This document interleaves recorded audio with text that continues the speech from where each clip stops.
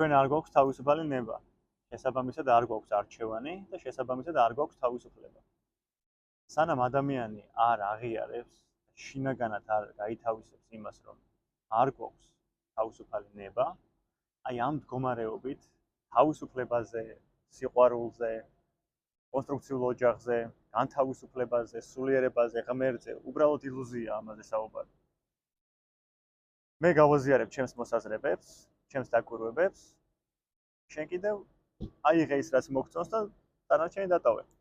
აი წინა ვიდეოში ჩვენ ვისაუბრეთ თავისუფალ ნებაზე. და ვთქვით ეგეთი რაღაცა, რომ სწორი კითხვებია დასასმელი.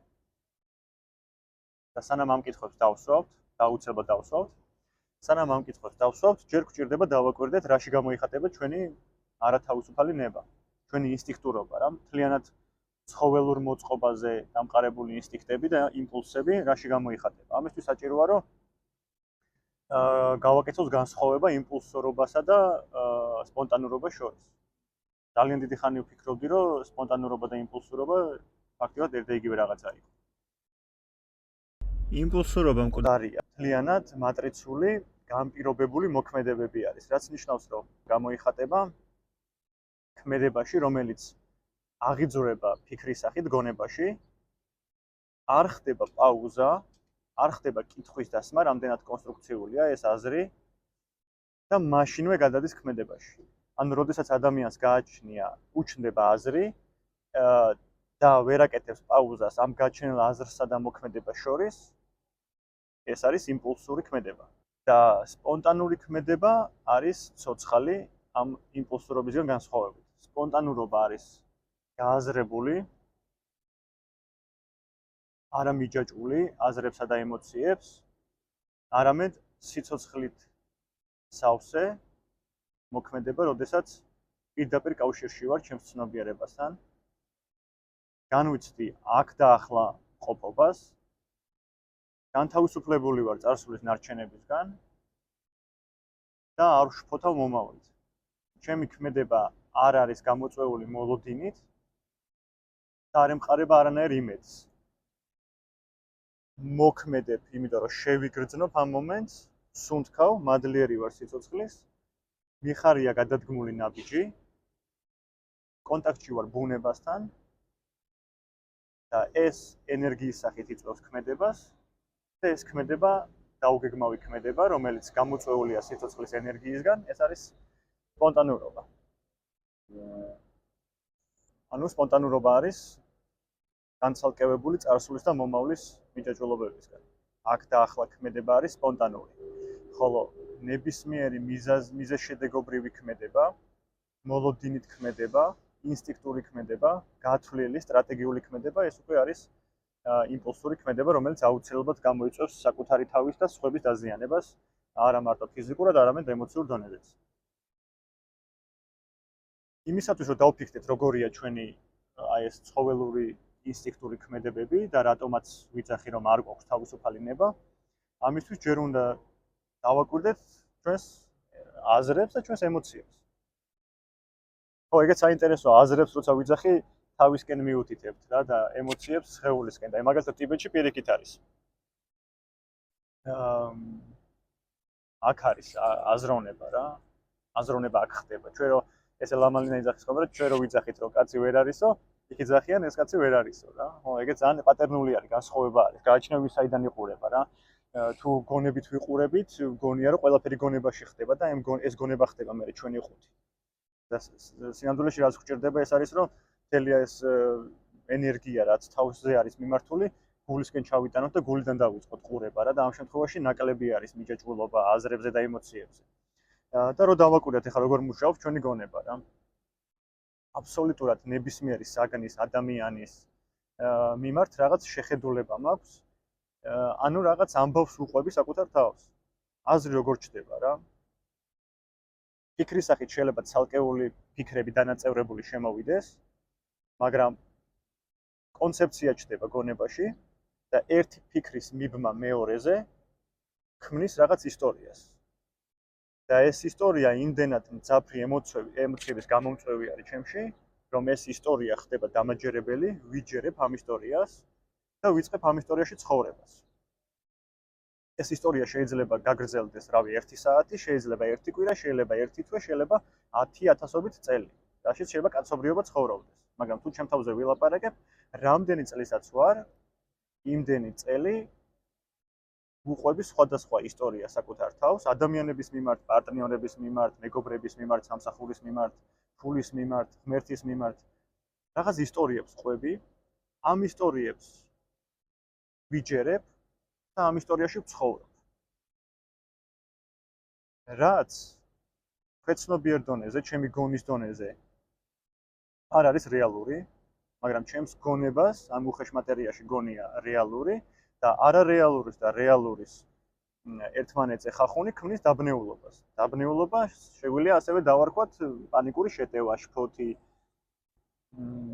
აგრესია, უყურადღებობა, გაფანტულობა.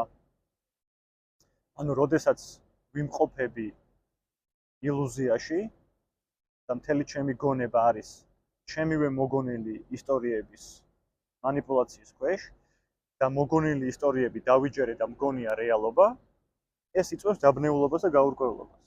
და ეს დაბნეულობა და გაურკვევლობა არის მთავარი გამომწვევი პანიკური შეტევის და უძილობის, შფოთის, ნერვიულობის და ასე შემდეგ. პრაქტიკულ დონეზე რო განვიხილოთ რა. წარსულის რაღაც მონაკვეთში, შეიძლება ეს იყოს ღრმა ბავშვობაში, შეიძლება გულშინ, შეიძლება მუცლად ყოფნის დროს.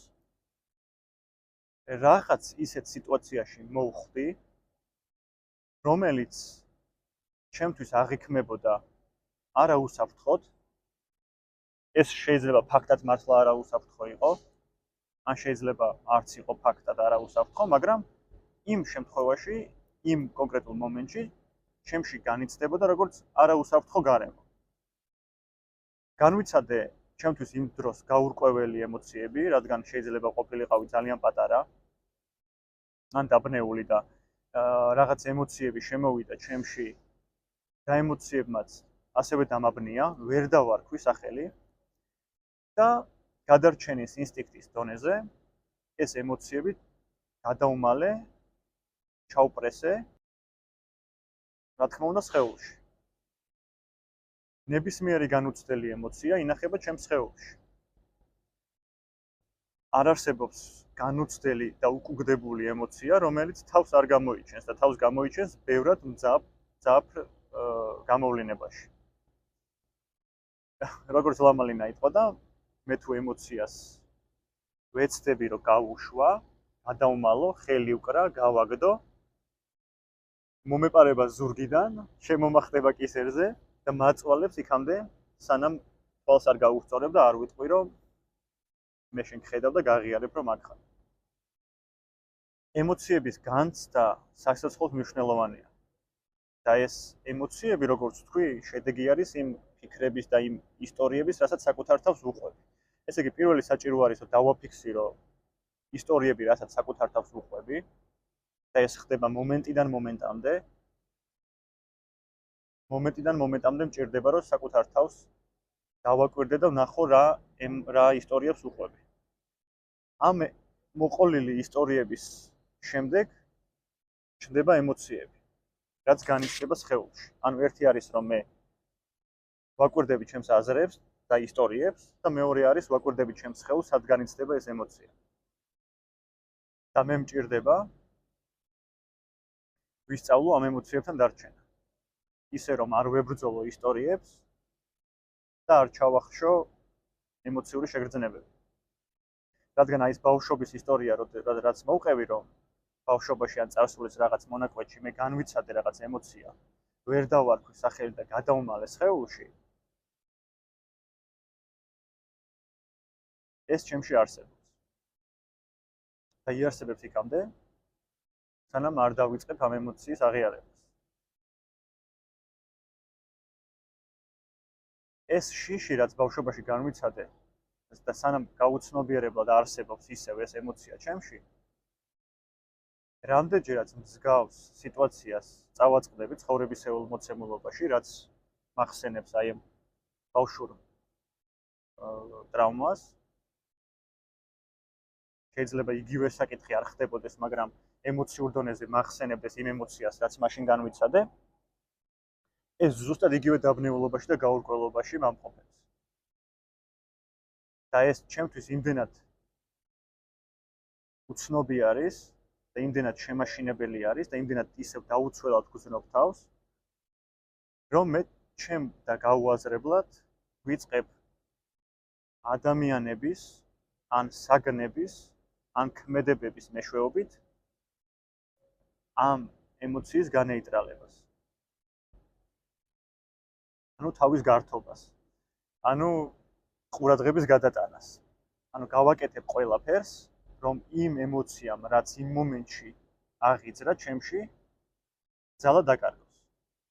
და გადარჩენის დონეზე ეს ინსტინქტურად ხდება ადამიანებთან ურთიერთობაში, ადამიანებთან საუბარში, საგნების მოხმარებაში, ალკოჰოლში, ნარკოტიკში, სექსში, შოპინგში, გაუთავებელ დალაგებაში, გაუთავებელ სამსახურში, გაუთავებელ ჭორაობაში, გაუთავებელ წუწუნში. მოკლედ, ყველაფერში, რაშიც შეიძლება ჩემი გონება გადავრთო და ყურადღება გადავიტანო იმ ემოციისგან.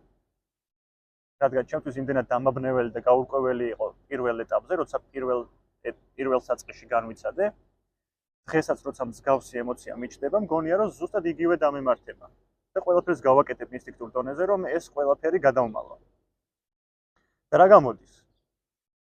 რაშიც მე გაურბივარ ამ ემოციას, იმას ვიყენებ რა, მომხმარებელი ვარ. ანუ ადამიანთან თუ ვინეიტრალებ ამ ემოციას და ვიყუჩებ ამ ემოციას, იგი ამ ადამიანის მომხმარებელი ვარ.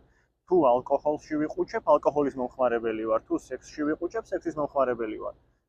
პარაზიტობ ამ ადამიანებზე. აქედან გამომდინარე ვიძახი ვიდეოს დასაწყისში, რომ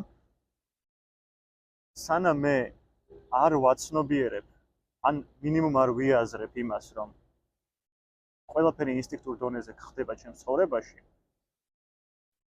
მაქამდე შეუძლებელი ადამიანის სიყვარულზე, ერთობაზე, განთავისუფლებაზე, კონსტრუქციულ ურთიერთობებზე ვისაუბრო, რადგან ამ ადამიანებზე ვპარაზიტობ.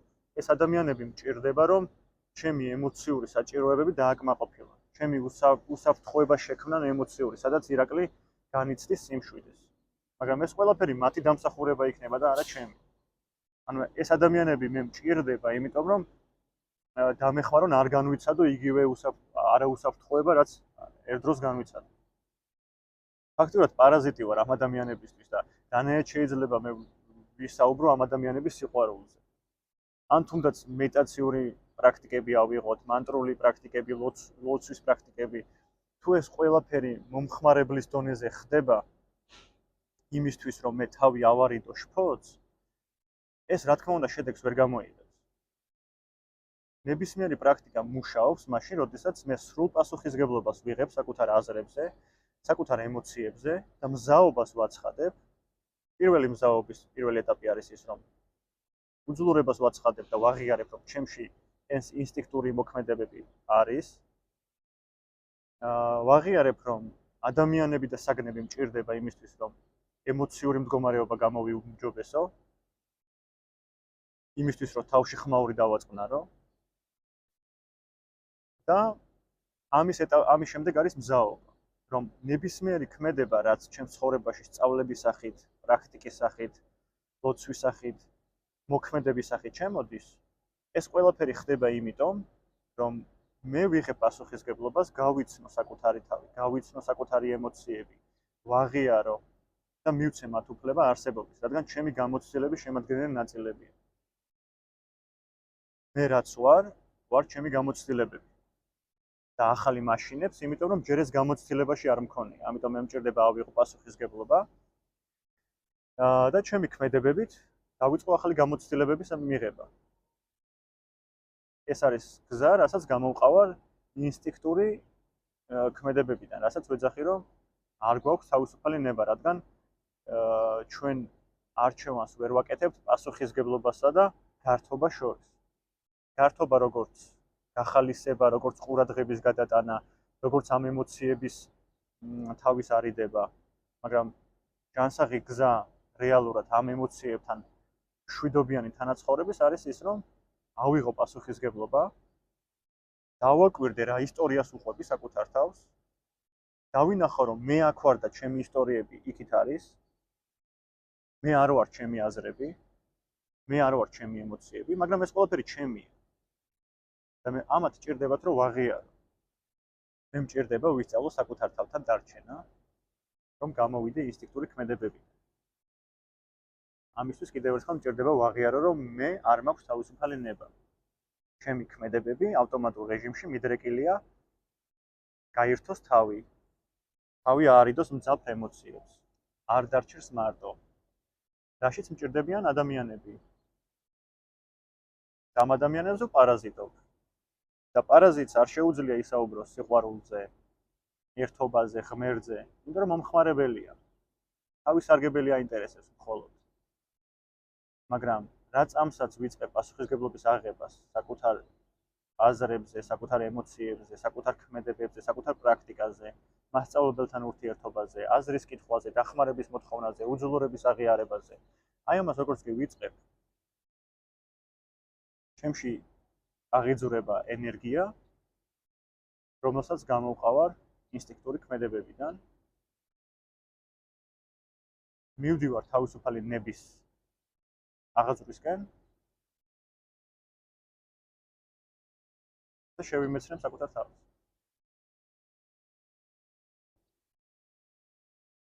მადლობა.